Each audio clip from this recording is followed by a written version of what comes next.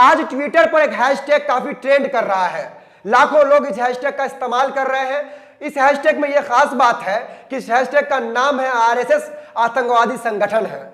और इस हैशटैग के साथ जो तस्वीरें शेयर की जा रही है उस पर बात करना भी जरूरी है। जरा इन तस्वीरों को देखिए, किस तरह से मासूम बच्चों के हाथ में, जिन हाथों में कलम कॉपी होने चाहिए थे, किताब होने चाहिए थे, उन हाथों में घातक हथियार है और इनको घातक हथियार चलाने सिखाए जा रहे हैं। दोस्तों, मैं ये नहीं कहता हूं कि ये ट्रेनिंग जो दी जा रही है वो आरएसएस के द्वारा दी जा रही है, ये मैं बिल्कुल नहीं कह रहा हूं, लेकिन फिर भी कहीं ना कहीं कोई ना कोई संगठन तो है जो इस तरह से मासूम बच्चों को भी घातक हथियार चलाना सिखा रही है।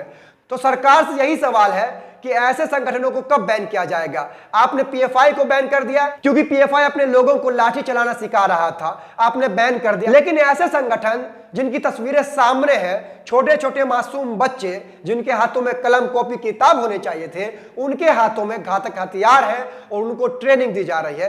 तो ऐसे संगठनों पर कब बैन लगाया जाएगा, ऐसे संगठनों पर कब कार्रवाई की जाएगी, ये बहुत बड़ा सवाल है। जरा तस्वीरों को नंबर बाय नंबर देखिए। मैं ये बिल्कुल नहीं कह रहा हूं कि तस्वीरें आरएसएस कार्यालय की है, मैं बिल्कुल इस बात की पुष्टि नहीं करता हूं, लेकिन ये तस्वीरें कहीं ना कहीं की तो है। आप देखिए और अंदाजा लगाइए। अगर आपको लगता है कि तस्वीर कहां की हो सकती है तो आप कमेंट्स बॉक्स में जरूर अपने प्रतिक्रिया दर्ज करवाइएगा। लेकिन तस्वीरें देखिए और किस तरह से मासूम बच्चे हैं, बड़े हैं, बुजुर्ग हैं, नौजवान हैं, सभी को घातक हथियार चलाना सिखाए जा रहे हैं। इन तस्वीरों में कुछ ऐसे चेहरे हैं जिनको आप बखूबी जानते होंगे, समझते होंगे, जिनको आप कई बार सालों साल से देख रहे होंगे। लेकिन आप अंदाजा लगाइए किस तरह से खुलेआम हाथों में बंदूक लिए, तलवार लिए, घातक हथियार लिए ये लोग ट्रेनिंग ले रहे हैं, ट्रेनिंग दे रहे हैं। लेकिन इन पर कार्रवाई कब होगी, इन पे रोक कब लगेगा। पीएफआई को तो बैन कर दिया आपने, पीएफआई अपने लोगों को लाठियां चलाना सिखा रहा था, लेकिन और जो संगठन बच्चों को बंदूकें, तलवारें चलाना सिखा रहा है, ऐसे संगठनों पर रोक कब लगेगा, सरकार क्यों चुप है। देखिए, पूरे दिन जो है ये हैशटैग रन कर रहा है और हैशटैग का नाम है आरएसएस आतंकवादी संगठन है। लाखों लोग हैं जो इस हैशटैग का इस्तेमाल कर रहे हैं, ट्वीट कर रहे हैं और लोग इस तरह की तस्वीरें शेयर कर रहे हैं। मैं बिल्कुल ये नहीं कह रहा हूं कि तस्वीरें जो है ये आरएसएस कार्यालय की है या आरएसएस इन तरह की जो है ट्रेनिंग देता है, मैं बिल्कुल इस बात की पुष्टि नहीं कर रहा हूं, लेकिन तस्वीरें कहीं ना कहीं की तो है दोस्तों, किसी ना किसी कार्यालय की तो है, किसी ना किसी संगठन की तो है, जो संगठन देश में इस तरह से जो है बच्चों के जहन में, नौजवानों के जहन में इस तरह से जहर घोर रहा है और घातक हथियार चलाना सिखा रहा है। इन बच्चों का भविष्य समझिए दोस्तों। जो बच्चों के हाथों में कलम होने चाहिए थे, किताब होने चाहिए थे, उन बच्चों के हाथ में जिस तरह से बंदूकें पकड़ा दिए गए हैं, जिस तरह से लाठियां पकड़ा दिए गए हैं, तो इन बच्चों का भविष्य समझिए दोस्तों।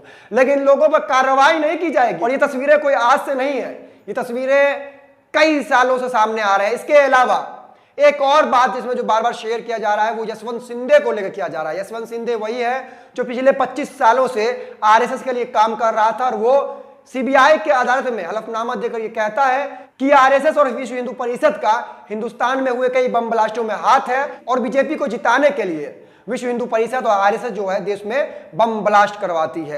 ये स्क्रीनशॉट भी काफी शेयर किया जा रहा है। तो हैशटैग का मतलब समझिए, इन तस्वीरों से, इन जो पोस्टरों से समझिए कि हैशटैग आखिर क्यों रन करवाया जा रहा है और आरएसएस के बारे में जो बातें लिखी जा रही है कि आरएसएस आतंकवादी संगठन है, वो क्यों लिखा जा रहा है।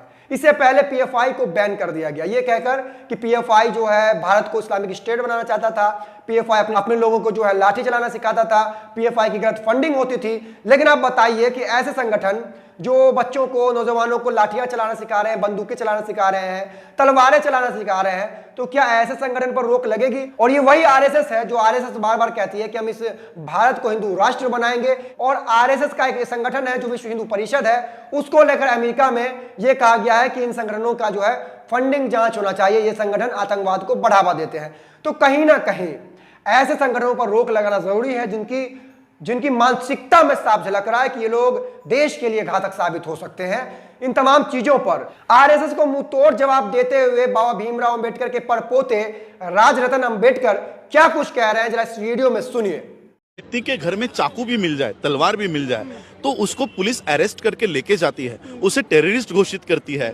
अब सोचिए, जिस संगठन के पास इतने सारे तलवारें हैं, बम है, पिस्तूल है, इतने सारे चॉपर्स है और ये सारे वेपन्स, इन शस्त्रों की आज वो विधिवत पूजा करते हैं। आज कौन सा दिन है?